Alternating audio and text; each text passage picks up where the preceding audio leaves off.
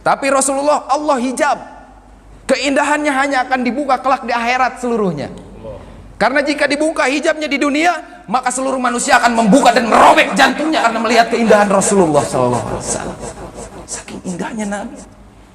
Maka pikirnya pikir yang terbaik, kerjanya kerja yang terbaik yang diwariskan kepada antum-antum semua, Pak. Para dai-dainya Allah.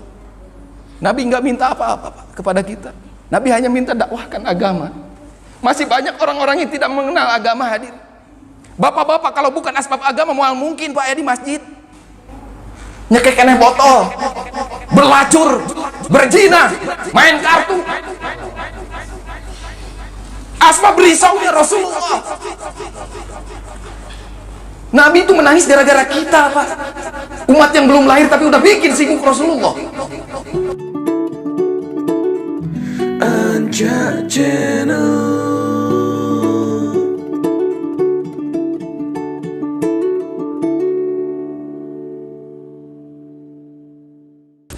Bismillahirrahmanirrahim. Assalamualaikum warahmatullahi wabarakatuh. Innal hamdalillah nahmaduhu wa nasta'inuhu wa nastaghfiruh wa nu'minu bihi wa natawakkalu alayhi wa na'udzu billahi min shururi anfusina wa min sayyiati a'malina. May yahdihillahu fala mudilla lahu wa may yudlilhu fala hadiya lahu. Ashhadu an la ilaha illallah wahdahu la syarika lah wa ashhadu anna Muhammadan abduhu wa rasuluh alladzi la nabiyya ba'dah. Allahumma salli wa sallim ala hadzal nabiyil karim sayyidina wa habibina wa maulana Muhammadin wa ala alihi wa sahbihi ajmain. Faqad qala Allah ta'ala fil kitabihil karim ba'da a'udzu billahi minasy syaithanir rajim. Ya ayyuhan nasu ubudu rabbakumul ladzi khalaqakum walladzina min qablikum la'allakum tattaqun. Wa qala Allahu ta'ala fil ayatil ukhra kuntum khaira ummatin ukhrijat lin-nasi ta'muruna bil ma'ruf wa tanhauna 'anil munkari wa tu'minuna billah. An Abi Darda radhiyallahu ta'ala sami'tu Abul Qasim sallallahu alaihi wasallam yaqul fi hadis qudsi innallaha qala ya Isa inni ba'isun min ba'dika ummatan in asabahum yuhibbuna hamidullah wa in asabahum ma yakrahuna tasabbu wa sabaru wala hilma wala ilma. Faqala Isa alaihi salam ya rabbi kaifa yakuna badalahum wala hilma wala ilma ya rabb. Qala Allah ta'ala u'tihim min hilmi wa ilmi. Sadaqallahul azim wa sadaqa rasulun nabiyul karim wa nahnu ala zalika minasyahidin wa syakirin walhamdulillahi rabbil alamin. Hadirin yang muliakan Allah Subhanahu wa taala, puji dan syukur milik Allah Subhanahu wa taala yang senantiasa memberikan kekuatan. Dialah Allah satu-satunya zat yang maha kuat. Selain Allah diberikan kekuatan. Dialah Allah satu-satunya zat yang maha berkuasa, selain Allah hanya dikuasakan saja tidak bisa apa-apa. Jangankan untuk duduk, melakukan satu ketaatan kepada Allah tanpa pertolongan Allah hanya untuk mentasdidkan satu huruf alif terhadap lam untuk mengucapkan Allah tanpa pertolongan Allah sulit, Pak. Begitu banyak orang yang sulit mengucapkan Allah. Tapi bapak-bapak diberi kemudahan bahkan lebih daripada mengucapkan Allah. Hadirin yang mulia, sering saya ini mengulang-ulang. Agar apa? Agar paham bahwa diri kita ini mulia. Ada seorang ayah memerintahkan kepada anaknya untuk menjual jam tangan tua milik ayahnya. Dia katakan kepada anaknya, "Wahai anakku, bawa jam tangan tua ini pergi ke warung yang ada di depan rumah. Tanyakan ingin diberi dengan harga berapa, namun jangan langsung dijual. Kabarkan dulu kepada ayah." Maka anaknya tersebut pergi dan mengabarkan hal tersebut, menawarkan jam tangan tua ayahnya. Maka si penjual warung mengatakan, "Saya tidak butuh itu, karena yang saya jual hanya sayur dan sayur, tidak ada jam tangan." Maka anak tersebut kembali kepada ayahnya dan mengatakan apa yang dia ucapkan oleh orang yang tadi ditawarkan. Maka ayahnya mengatakan, "Jika begitu kamu bawa jam tangan tua ini pergi ke pasar. Di sana ada tukang servis jam tangan. Tanyakan dia ingin membeli dengan harga berapa jam tangan tua tersebut." Maka anaknya pergi ke pasar dan menawarkan kepada tukang servis jam tangan. Ketika ditawarkan, "Tuan, inginkah membeli ke jam tangan tua ini?" Maka tukang servis tadi mengatakan, "Saya beli dengan harga 50.000 rupiah." Maka anaknya kembali kepada ayahnya dan mengatakan hal yang sama. Kemudian ayahnya memerintahkan untuk yang ketiga kalinya, jika begitu sekarang kamu pergi ke museum barang-barang antik dan tunggu di sana sampai kamu bertemu orang yang tepat. Ternyata hadirin yang mulia, di museum tersebut dijual barang-barang antik yang harganya tidak harga normal, tapi harga yang luar biasa karena barang-barang lama. Ketika anak tersebut membawa jam tangan tua tersebut ke museum, dia bertemu dengan satu kolektor jam tangan. Ketika melihat apa yang dibawa oleh anak tersebut, maka kolektor tersebut langsung mendatangi anak tersebut. Ini akan dijual, benar ini akan dijual. Dengan harga berapa? Silahkan, tuan mampunya membayar berapa? Ini jam tangan yang sangat tua sekali dan tidak pernah akan keluar lagi. Saya beli ini harganya 1 triliun. Kaget anak tersebut. Dia cepat-cepat kembali kepada ayahnya dan mengabarkan hal yang sama apa yang dikatakan oleh kolektor tadi. Wahai ayah, ini jam tangan tua ini ternyata mahal. Ada orang yang ingin membelinya dengan harga 1 triliun rupiah. Ayahnya mengatakan apa? Jangan dijual. Karena sesungguhnya ayah hanya ingin mengajarkan kepada engkau bahwa engkau hanya akan dihargai ketika berada di tempat yang tepat dan dihargai oleh orang-orang yang tepat. Seperti hari ini kita, Pak, duduk dalam majelis, kita tawarkan ke penjual sayur, nggak ada yang datang. Untuk apa saya datang ke majelis? Yang penting saya jual sayur. Ini sudah membuat saya bahagia. Akhirnya nggak mau datang ke majelis. Ditawarkan, ada juga orang yang tahu tentang duduk fadilah dalam majelis, orang-orang berilmu tahu fadilahnya duduk dalam majelis ini, kebesaran Allah, pahalanya seperti apa, tapi karena hatinya sudah tercampur dengan dunia, maka dia menghargainya dengan harga murah, 50.000, mending jualan di pasar, padahal ustadz baheulana, tapi karena hatinya sudah tercampur dengan kebesaran dunia, maka dia menghargai satu majelis dengan harga murah. Tapi hadirin, ketika duduk di tempat yang tepat, berjumpa orang-orang yang tepat, maka yang memuliakan bukan saja orang-orang yang tepat, tapi zat yang maha mulia. Bapak-bapak, ini orang yang mulia, Pak, berada di tempat yang tepat. Tempat mana yang paling tepat selain di masjid? Masjid inilah tempat yang paling dicintai Allah. Tidak ada lagi tempat yang paling dicintai Allah selain masjid. Maka tempat inilah yang paling tepat. Siapa yang berada di masjid, orang-orang yang tepat, bukan hanya orang hadirin, makhluk yang mulia, yaitu para malaikatnya Allah subhanahu wa ta'ala. Jika hari ini kita yakin hadirin, maka setiap malaikat bersab-sab sampai ke arasnya Allah subhanahu wa ta'ala sekarang, sambil bagaimana mendengungkan nama kita, nama ayah kita. Apa jaminan bagi orang yang membuat majelis yang dibicarakan di dalamnya kebesaran Allah? Illa nazalat alaihimus sakinah. Allah akan turunkan sakinah, ketenangan jiwa. Tenangan di rumah atau tenangan di masjid, Pak? Di masjid. Karena apa? Allah berikan sakinah, Allah berikan sifat-sifat makhluk yang taatnya menempel kepada kita. Wa ghasyiyatuhumur rahmah, Allah curahkan rahmatnya terhadap orang-orang yang tepat ini, bapak-bapak semuanya. Apa yang ketiga? Wa zakarohallahu fiman indah, nama-nama kita disebut di majelis yang paling hebat yang dibuat oleh Allah di hadapan para malaikat. Masya Allah, bagaimana kita tidak mulia hadir? Ini perkara agama, Pak. Perkara yang paling penting dalam kehidupan kita ini adalah perkara agama. Sehingga siapapun yang mencari kebahagiaan di luar agama, maka dia akan hanya mendapatkan kehinaan. Tapi barang siapa yang mencari kebahagiaan dari agama, maka Allah akan buat dia berjaya. Maka untuk berjaya ini cukup amalkan agama hadirin. Orang miskin untuk bahagia nggak perlu nunggu kaya dulu, Pak. Cukup dia amalkan agama, Allah ganti hatinya dengan kesenangan. Bapak punya jam tangan mewah, Pak. Ini harganya 20.000 tapi seperti mewah, karena belinya di India. Yang dipakai di tangan, Pak. Kenapa hati yang bahagia? Kita punya mobil, mobil disimpan di garasi, kenapa hati kita yang bahagia? Punya istri cantik, istri di rumah, kenapa hati kita yang bahagia hadir? Karena Allah letakkan kebahagiaan ini tempatnya di hati, bukan di tempat lain. Ketika jam tangan hilang, mobil hilang, hati bersedih. Apalagi istri hilang, ngawur pikiran kemana-mana. Hilang kebahagiaan hadirin. Ya? Tapi jika kita kembali kepada amal-amal agama hadirin, maka seorang yang buta pun dia tidak perlu bisa melihat untuk mendapatkan kebahagiaan. Kang Denny di markas nikmat ibadah, Masya Allah. Setiap hari ambil tak aja. Karena apa? Karena Allah buat hatinya nikmat. Coba tawarkan Kang Denny bisa melihat, pasti dia memilih, tidak akan mau melihat lagi. Karena apa? Hari ini sudah ditampakkan fitnah-fitnah yang luar biasa. Naon daripada nempo fitnah mending keneh kieu we. Orang tuli dia tidak perlu bahagia untuk bisa mendengar, hadirin. Lihat orang yang gagu dan tuli, mereka bahagia di Cikampek, Pak. Bahkan di antara jamaah kami tadi tunarungu yang ada di India, mereka tidak bisa bicara, mereka tidak mendengar, tapi dia bahagia. Bahkan mereka meminta lebih daripada 6 bulan keluar di jalan Allah. Apa kalau bukan bahagia? Sok parek neangan di mana deui kebahagiaan? Hah? Selain dalam amal-amal agama. Maka hadirin yang muliakan Allah Subhanahu wa taala, perkara agama hanyalah perkara yang diulang-ulang.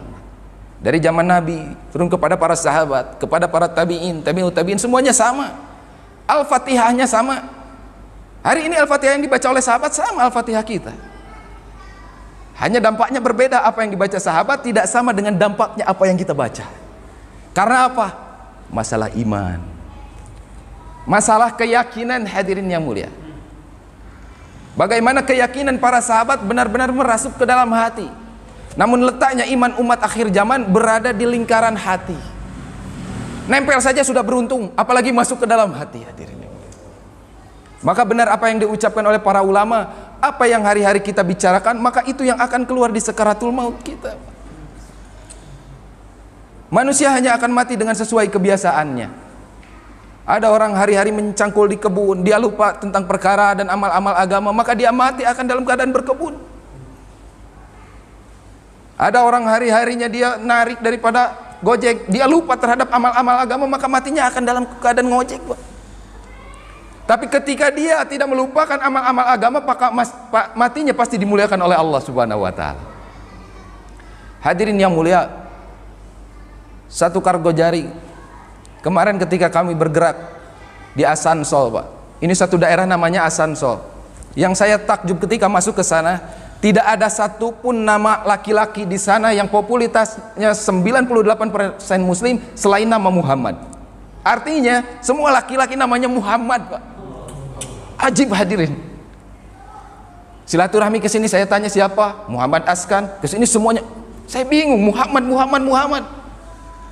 Kenapa kalian namanya Muhammad, kata saya. Maka mereka menyampaikan, memangnya ada nama lain yang lebih mulia dari Nabi Muhammad, kata. Itu jawaban itu cukup membuat saya menangis, Pak. Dan alhamdulillah ternyata ibu saya tidak salah memberikan nama Muhammad Yuri. Masya Allah. Ajib, hadirin. Yang luar biasa, hadirin yang mulia, bagaimana kecintaan mereka terhadap amal-amal agama sehingga melupakan asbab-asbab keduniaan mereka. Ketika kita datang ke satu tempat potong rambut, maka hadirin disampaikan bahwa ada tamu dari Indonesia. Itu sisir masih disimpan pada dalam keadaan botak sebelah itu. Demi Allah, saya menyaksikan hal itu langsung. Itu langsung ditinggalkan sama tukang cukurnya. Otomatis mau nggak mau yang dicukur ngikutin. Dia mendengarkan, la ilaha illallah, la ilaha illallah. Disampaikan bahwa maghrib ada pengajian, dan insya Allahnya mereka, insya Allah betulan, Pak, datang. Tapi nggak botak sebelah, udah beres. Ini ajibnya perkara agama. Pindah masjid yang kedua, Allah tampakkan kehebatan lain daripada amal-amal agama, hadirin. Dibuat dalam satu masjid, ternyata bukan satu jaulah, tapi ketika kita datang langsung dibentuk 5 jaulah umumi. Dan yang ajibnya apa, Pak? Semua orang Makomi angkat tangan siap jadi dalil. Karena mereka paham sebaik-baiknya dalil adalah orang tempatan, dan sebaik-baiknya orang tempatan adalah dalil. Mereka memanjangkan tangan, hari ini kita pendekkan tangan ketika ingin jadi dalil. Allahu Akbar. Sambut tak aja jadi dalil. Ini 5 jamaah keluar, maka saya perintahkan makmur yang lebih terdahulu keluar. Akhirnya saya disisakan terakhir. Karena saya amir rombongan, maka saya dibawa ke pojokan masjid. Ternyata hadirin, Masya Allah, di sana ada satu anak berumur mungkin di bawah si dede 4 sampai 5 tahun. Dia duduk dengan bersimpu, mengangkat kedua tangannya sambil dia mengucapkan Allah, Allah. Nangisnya bukan nangis biasa, hadirin. Demi Allah, nangis senangisnya, nangis sejadi-jadinya. Sampai saya tanya, ini kenapa anak? Ditarjimkan sama saudara saya, ini anak katanya ayahnya lagi khuruj 7 bulan gak pulang-pulang. Bapaknya diperbaiki imannya, Allah tampakkan bagaimana anak umur 4-5 tahun berdoa dengan keyakinan sempurna kepada Allah Subhanahu wa taala. Hari ini anak kita 5 tahun sedang belajar apa, hadirin? Itu nangis sampai saya minta diaminkan di depan. Saya teringat hadirin satu kisah daripada Ibnu bin Umar. Abdullah bin Umar ketika beliau mengetes satu pengembala kambing yang umurnya mungkin 7 sampai 8 tahun. Ketika ditanya, "Wahai pengembala, berikan kepada saya satu kambing." Maka anak tersebut mengatakan, "Wahai tuan, ini bukan kambing saya, ini kambing majikan saya." Maka Abdullah bin Umar mengatakan yang kedua kalinya, "Berikan satu saja, maka tuanmu tidak tahu, karena kambing ini sangat banyak. Benar, ayahku tidak akan tahu, majikanku tidak akan tahu, tapi di mana Allah?" Beliau mengatakan 3 kali, "Di mana Allah? Di mana Allah?" Maka hari itu Abdullah bin Umar mengatakan, ini anak dengan keimanan yang luar biasa. Para masyayikh kita menjabarkan kisah ini hadirin, yang hebat bukan anaknya. Ketika ada anak yang hebat imannya seperti itu, otomatis ada yang mengajari iman yang lebih hebat daripada anaknya. Siapa? Madrasah ula, yaitu ibunya di dalam rumah. Berarti ibunya tingkatan imannya luar biasa, sehingga bisa mengajarkan anaknya bagaimana iman yang benar kepada Allah. Ini ibunya sudah luar biasa hebat imannya. Ternyata apa kata masyayikh kita? Ada yang lebih hebat daripada ibunya, yaitu suaminya yang mengajarkan iman kepada istrinya. Ternyata apa? Dengan keluar tuh janji Allah benar, in tansurullah yang surkum. Bukan ditolong saja kita yang keluar, tapi ditolong pula iman anak dan istri kita. Hadir. Ajib. Ketika Umar bin Khattab ronda, ketika beliau menyandarkan punggungnya ke salah satu bilik, maka terdengar suara ibu-ibu sedang mengetes daripada anak perempuannya. "Wahai anakku, tambahkan saja susunya dengan air." Tidak akan ketahuan oleh Amirul Mukminin. Benar ibu. Umar bin Khattab sebagai Amirul Mukminin tidak akan tahu. Tapi di mana Allah? Di mana Allah? Di mana Allah? Banyak orang yang salah paham dengan kisah ini hadirin. Ini kisah kata para masyayikh kita, seorang ibu sedang mengetes daripada iman anaknya. Karena hari itu di mana setiap rumah wujud dengan amal-amal agama. Maka setiap orang tua mengetes daripada iman-iman anaknya. Maka terdengar oleh Umar bin Khattab yang ada di balik bilik, langsung berangkat dicarikan anaknya untuk dikawinkan dengan anak perempuan tersebut. Dan keturunannya lahir sampai keturunan yang soleh, menjadi salah satu khalifah yang tercatat namanya selalu harum sebagai Umar bin Abdul Aziz. Ajib Pak, amal-amal agama hadirin. Maka hari ini hadirin yang mulia, tugas kita bagaimana memindahkan daripada amal masjid hidup di dalam rumah-rumah kita, sehingga keluar anak kita dari rumah tidak menyebut lagi Batman, tidak menyebut lagi Superman, tapi keluar dari rumah kita ketika ditanya, "Kamu pengen jadi siapa?" "Saya ingin seperti Abu Musa al-Ansyari." Ajib Pak kalau mendengar anak seperti itu. "Saya ingin seperti Umar bin Khattab." Dan anak yang seperti itu akan menjadi asbab hidayah hadirin. Maka hadirin yang mulia, pentingnya kita mengulang daripada perkara iman, maka tidak bisa lepas daripada contoh kehidupan yang terbaik, yaitu contoh kehidupan Rasulullah sallallahu alaihi wasallam. Nabi Muhammad ini adalah nabi yang terbaik, Pak. Insan kamil, makhluk yang sempurna. Tidak ada kekurangan daripada Nabi sallallahu alaihi wasallam. Bahkan kekurangannya pun adalah mukjizat. Lupanya Nabi mukjizat, lupanya kita bodoh. Tidak bisa membacanya Nabi, ini mukjizat. Tidak membacanya kita bodoh. Beda hadir. Ini luar biasanya Rasulullah sallallahu alaihi wasallam. Rambut yang terbaik adalah rambutnya Rasulullah. Mata yang terbaik adalah matanya Rasulullah. Seluruh perawakan Nabi adalah perawakan yang terbaik daripada seluruh manusia. Ada yang mengatakan sesungguhnya manusia yang paling tampan adalah Nabi Yusuf. Nabi Yusuf hanya sepertiga keindahan diberikan oleh Allah. Sepertiga keindahan Allah berikan kepada langit, sepertiga Allah berikan kepada laut, sepertiga berikan kepada keindahan-keindahan lainnya. Tapi 50% keindahan diberikan mutlak terhadap Rasulullah sallallahu alaihi wasallam. Kenapa? Tidak ditampakkan, dibuka hijabnya seluruhnya Rasulullah. Nabi Yusuf Pak, yang dibuka seluruh hijabnya oleh Allah subhanahu wa ta'ala ketika musim paceklik di Mesir 40 hari 40 malam mereka tidak makan. Nabi Yusuf hanya keluar rumah terlihat oleh penduduk yang kelaparan, maka kelaparannya hilang seketika. Saking indahnya Nabi Yusuf. Perempuan-perempuan rela memotong tangannya tidak terasa karena memandang wajah indahnya Nabi Yusuf. Sepertiga dunia hadirin. Tapi Rasulullah Allah hijab. Keindahannya hanya akan dibuka kelak di akhirat seluruhnya. Karena jika dibuka hijabnya di dunia, maka seluruh manusia akan membuka dan merobek jantungnya karena melihat keindahan Rasulullah SAW. Saking indahnya Nabi. Maka pikirnya pikir yang terbaik, kerjanya kerja yang terbaik yang diwariskan kepada antum-antum semua, Pak. Para dai-dainya Allah. Nabi nggak minta apa-apa, Pak, kepada kita. Nabi hanya minta dakwahkan agama. Masih banyak orang-orang yang tidak mengenal agama hadir.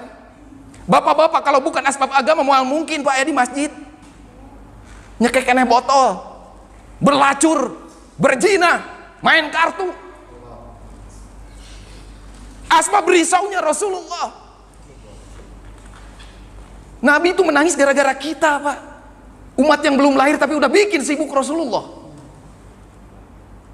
Abdullah bin Umar datang kepada Ummul Mukminin Aisyah ketika ditinggalkan oleh Rasulullah. Beliau menyandarkan terhadap sutrohnya. Wahai Ummul Mukminin, ceritakan kepribadian apa yang dimiliki suamimu yaitu Rasulullah agar kami bisa tiru. Maka Aisyah mengatakan dengan napas yang panjang, wahai Abdullah bin Umar, tidak ada sedikit pun yang tidak istimewa dari Rasulullah. Maka beliau menceritakan kisah yang panjang. Satu kali adalah satu jatah Rasulullah tidur bersamaku. Aisyah untuk mendapatkan satu hari jatah bersama Rasulullah harus menunggu 9 hari, Pak. Ketika hari itu tiba, itu adalah hari yang diidam-idamkan oleh Aisyah, di mana beliau bisa bersentuhan langsung kulit dengan Rasulullah. Ketika Aisyah tidur, Rasulullah pun tidur, kulitnya bersentuhan langsung dengan kulitnya Rasulullah. Maka Aisyah mengatakan, ya Rasulullah, ini adalah kesempatan yang terbaik yang aku miliki. Maka tiba-tiba Rasulullah mengatakan, wahai Aisyah, bolehkah hari ini aku bermesra-mesraan dengan Allah? Aku ingin sholat. Ini jawaban istri yang soleh. Ya Rasulullah, sesungguhnya aku telah meridhokan hari-hari yang lain dengan istrimu yang lain, dan hari ini adalah hari terbaikku dengan engkau. Namun karena kecintaan engkau terhadap Allah, maka aku ridhokan hari ini bagaimana engkau beribadah hanya kepada Allah. Maka Rasulullah, Pak, hari itu tahajud begitu lama. Beliau berdiri dekat dengan kaki Aisyah radhiyallahu anha. Kepala Nabi hampir bersentuhan dengan atapnya. Bayangkan seberapa tinggi rumahnya Nabi, hadirin. Bandingkan dengan rumah kita hari ini, hadirin. Nabi memendekkan atap rumah agar tidak panjang hisabnya. Kita sibuk meninggikan rumah, hadirin. Bahkan dalam riwayat lain Nabi sampai agak menundukkan daripada kepalanya karena hampir bersentuhan dengan atap rumah Aisyah. Maka Nabi sholat dengan panjang, berdiri lama-lama sampai terdengar suara gemuruh dari dalam hatinya. Ketika Nabi ruku, kemudian Nabi sujud, Aisyah mulai khawatir, kenapa sujudnya lama sekali, jangan-jangan suami tercintaku telah meninggal dunia. Aisyah menyelonjorkan kakinya untuk menggoda Nabi SAW. Maka Nabi bangkit daripada sujudnya, kemudian salam, Nabi berdoa panjang-panjang. Maka ditanyakan, ya Rasulullah, kenapa engkau sholat sampai seperti itu? Apa tidak cukup bahwa Allah telah menghapuskan dosa-dosamu sebelum ini? Bahkan Allah telah menghapuskan seluruh dosamu yang akan datang. Apa jawaban Nabi? Wahai Aisyah, tidak pantaskah aku menjadi orang yang bersyukur? Bahkan beliau menyaksikan bagaimana kaki Rasulullah bengkak. Maulana Sa'ad barakatuh mengatakan, kaki Nabi bengkak bukan karena berdiri lama-lama. Kaki Nabi bengkak bukan karena berdiri sholat, hadirin. Kaki Nabi bengkak karena siang hari digunakan untuk berdakwah, berjalan kaki ke setiap rumah, hadirin. Dan malamnya digunakan untuk berdoa untuk hidayah atas umat. Langkah kaki kita, hadirin, lebih banyak kemana? Ke pasar, ke masjid? Ini untuk diri saya, Pak. Ke tempat yang diridhoi Allah atau ke tempat yang dimurkai Allah? Sementara kaki kita akan ditanya, la tajalu qadama 'abdin yaumal qiyamah hatta yus'ala an arba'in. Tidak akan bergeser kaki kita di hari kiamat sebelum menjawab 4 pertanyaan. An umri fi ma'adna.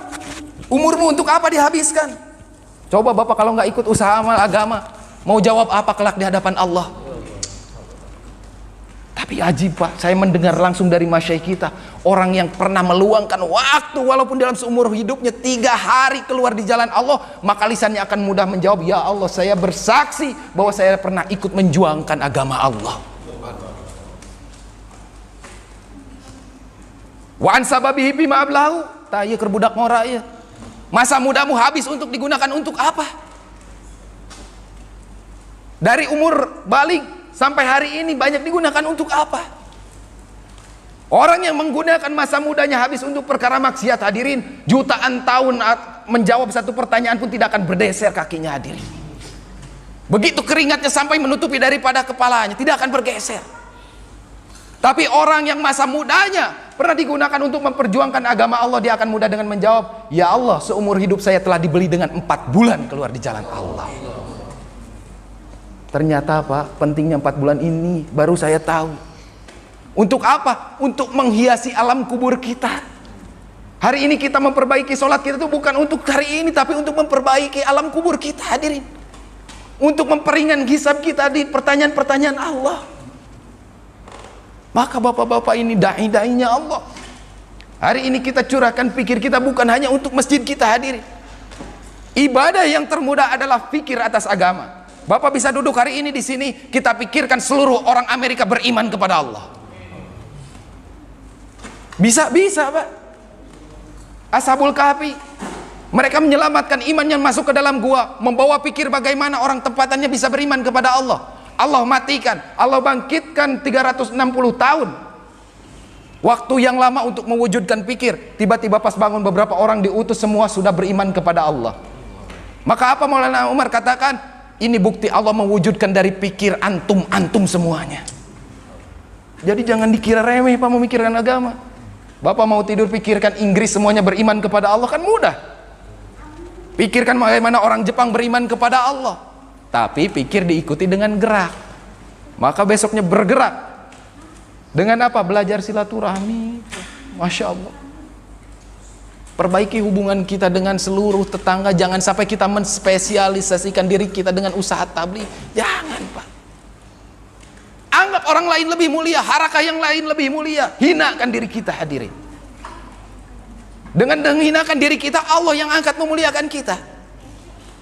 Ikramul muslimin dikedepankan. Saya tutup dengan satu kisah Sayyidina Umar, hadirin. Dalam Hikayatus Sahabah jilid 2 disebutkan bagaimana hebatnya Umar bin Khattab ketika menjadi Amirul Mukminin. Setiap harinya kegiatan beliau adalah meronda. Ketika malam itu yang menjadi dalil adalah Abdullah bin Mas'ud. Namun ketika melihat satu rumah yang cahayanya masih keluar, masih terang, maka Umar tahu bahwa orangnya belum tidur. Maka dia berganti menjadi saya yang di depan, katanya. Umar di depan. Ternyata setelah sampai ke rumah tersebut, maka dilihat daripada biliknya di luar, ternyata ada orang tua duduk di depan kursi. Di depannya ada wanita yang sedang nyanyi-nyanyi sambil memegang arak.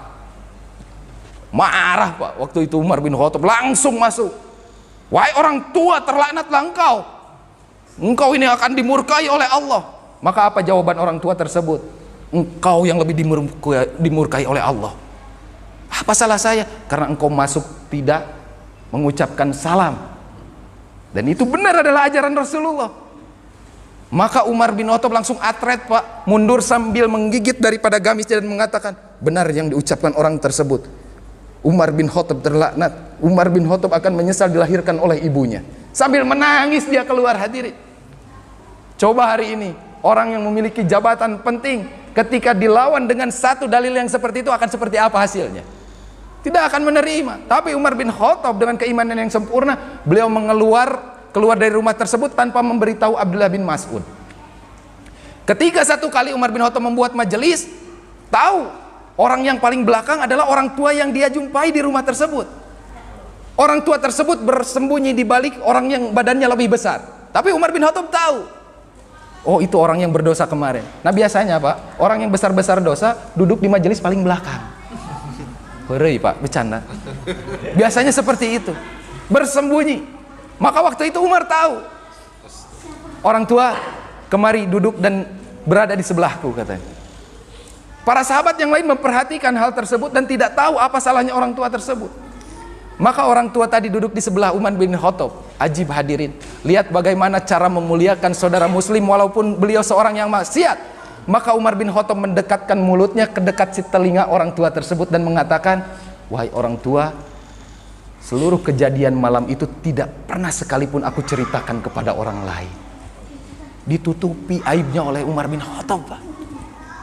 Maka orang tua tadi membalas dengan mendekatkan bibirnya ke dekat telinganya Umar bin Khattab dan mengatakan, wahai Amirul Mukminin, aku melihat sifat engkau waktu itu sehingga aku hari itu pun bertobat kepada Allah. Maka Umar bin Khattab langsung mengangkat kepala dan mengatakan, Allahu Akbar. Sahabat bingung semuanya. Apa ini tiba-tiba orang dua ngobrol itu tiba-tiba Allahu Akbar. Allah tutupi semua aib yang terjadi, hadirin. Pentingnya kita menutup aib saudara muslim, maka Allah akan berikan hidayah ke surga. Bersedia insyaallah? Insyaallah. Nah hadirin yang mulia, untuk mendapatkan pemahaman daripada agama nggak bisa duduk-duduk terus di masjid, Pak. Tapi bergerak atas umat, hadirin. Maka kita niatkan hari ini yang belum pernah 3 hari, boleh angkat tangan dulu, saya pengen lihat Pak yang belum nisab.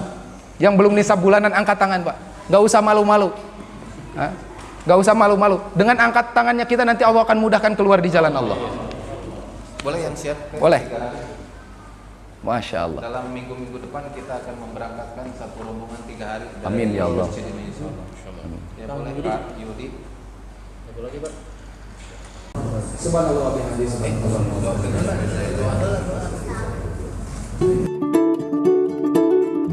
Anja Channel.